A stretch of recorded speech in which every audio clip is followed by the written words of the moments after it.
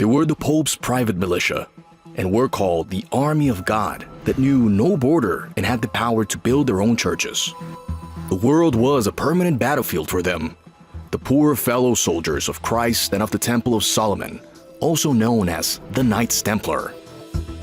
The international banking system owes them a big part of what it is today, and the Crusades were also possible because of them.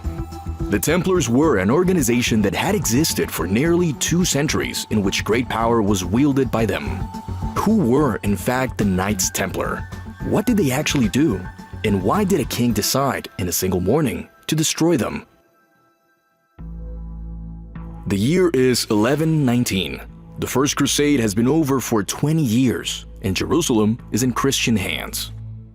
Pilgrims from across Europe are walking the roads from the Mediterranean coast to the Holy City, yet dying on the way. The roads were far from safe. Brigands attacked pilgrims in the mountain passes of Judea mercilessly. There was no standing police force. Local lords had neither the manpower nor the incentive to patrol roads for the benefit of foreigners. A French knight, however, named Hugues de Payens, proposed a solution. According to historian Malcolm Barber in The New Knighthood, he and 8 companions presented themselves to King Baldwin II of Jerusalem and offered to serve as a permanent armed escort for pilgrims. Baldwin gave them quarters on the Temple Mount in what was believed to be the ruins of Solomon's Temple. That location gave them their name, the poor fellow soldiers of Christ and of the Temple of Solomon, also known as the Templars. 9 men with no pay nor land that even reportedly shared horses, so the poor in their name was not a figure of speech. What transformed this small group into a global institution was, in fact, institutional legitimacy and one powerful endorsement. At the Council of Troy in 1129, the Church formally recognized the Templar Order, a move strongly supported by Bernard of Clairvaux, the most respected theologian in Europe at the time, who then wrote in praise of the new knighthood to argue that Templar warriors held rather a spiritual vocation. They were given an official rule, a code of conduct governing everything from how they slept to how they fought. That document functioned in the language of our time as a full institutional endorsement from the most credible voice in Christendom. Donations then flooded in. Land across France, England, Spain, and Portugal was granted to the order. And within 2 decades, the Templars had gone from 9 men sharing horses to an organization with properties across a continent. As detailed by Helen Nicholson in The Knights Templar, A New History, the order had a clear hierarchy. At the top sat the Grand Master, elected for life and based in the Holy Land. Below him, commanders managing regional territories called preceptories. The fighting men were divided into knights, who wore the iconic white mantle with a red cross, and sergeants who wore black or brown. A separate class of chaplains handled the spiritual life of the order. Critically, the Templars operated under a papal bull, a formal church decree that freed them from local taxes, local laws, and the authority of any bishop or king, so they answered only to the Pope. This made them a sovereign entity embedded inside every kingdom in Europe.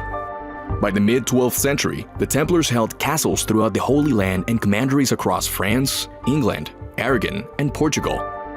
They had their own fleet, their own legal system, and their own treasury infrastructure. And then they solved the problem that had plagued every medieval traveler. How do you carry wealth across thousands of miles without being robbed? But before you discover how the Templars made their way throughout the world without suffering at the hand of criminals, take a second to subscribe, like this video, and turn on the notification bell so you know as soon as we drop a new video. The Templar answer was the letter of credit. A pilgrim traveling from Paris to Jerusalem could deposit money at the Templar commandery in France, receive a coded document, and withdraw equivalent funds from a Templar commandery in the Holy Land. With no gold on the road, there was no risk of theft. This is, in structural terms, how a modern wire transfer works. Historians such as Malcolm Barber and Alan Forey know that this system of letters of credit functioned as an early form of international financial transfer, an organic solution to a logistical problem that happened to rewire how Europe thought about money. The Templars even extended credit to monarchs. They held the royal treasury of France for a period, they financed military campaigns, and they managed debts between kingdoms. By the 13th century, they were the most sophisticated financial institution in the Western world. By 1211, the Crusader project had effectively ended. The city of Acre fell to the Mamluk Sultanate. The Templars had lost their primary military justification, and so they retreated to Cyprus. Meanwhile, in France, King Philip IV was in severe financial difficulty. Deeply in debt to the Templars, according to French royal records, he had already expelled the Jews from France and seized their assets in 1306, partly to address his debts. But he needed another solution. The Templars were wealthy. They were tax-exempt.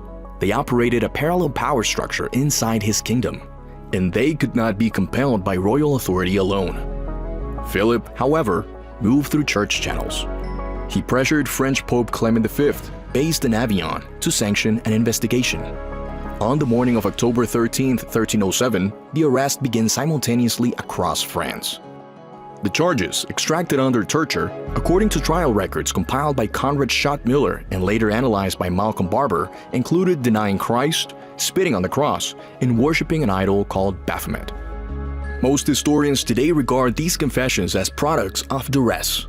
Many Templars took their confessions back the moment they were removed from custody, and some were burned exactly for that, classified as relapsed heretics. In 1312, at the Council of Vienne, Pope Clement V formally dissolved the Knights Templar. Their assets were transferred to the rival military order, the Knights Hospitaller, but in practice, Philip IV absorbed much of the French Templar property directly. On March 18, 1314, Jacques de Molay, the last Grand Master of the Templars, was burned at the stake in Paris. According to contemporary chronicles cited by Piers-Paul Reed, de Molay is said to have spoken from the fire, summoning King Philip and Pope Clement to answer before God within a year. Clement V died the following month. Philip IV died in November of that same year at 46 from causes that remain somewhat disputed. Whether the timing is coincidence or the origin of a compelling legend is, at this point, impossible to determine. What is documented is that the Templar Order, built over nearly 2 centuries, was dismantled in 7 years, largely at the initiative of a single indebted monarch. The Templar legacy is complicated precisely because so much mythology attached itself to the historical record almost immediately after their suppression. The order became a canvas for conspiracy, Freemasonry, the Holy Grail, hidden treasure. Most of this postdates the order by centuries and has no documentary basis. What the historical record does support is this: the Templars built an institutional model that was genuinely threatening to the sovereign states forming around them. The same features that made them effective also made them a target. Exemption from royal law inside a kingdom that a king was trying to consolidate was eventually an unsustainable position. In Portugal, notably, the order was not destroyed.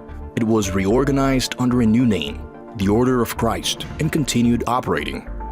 Vasco da Gama's ships sailed under its cross, but that is a different story, worth its own episode. The Knights Templar are one of the clearest examples in history of how an institution built to solve one problem creates wonders that reshape the world around it and after. Banking, international law, sovereign exemption, all of it emerged from 9 men on a mountain in Jerusalem in 1119. If this kind of stories interest you, then subscribe to Big Picture Originals, share this video with someone you know, and leave a comment. And if you want to stay ahead of our releases, click the link in the description or scan the QR code that's appearing on the screen. And see you in our next 10-minute brief.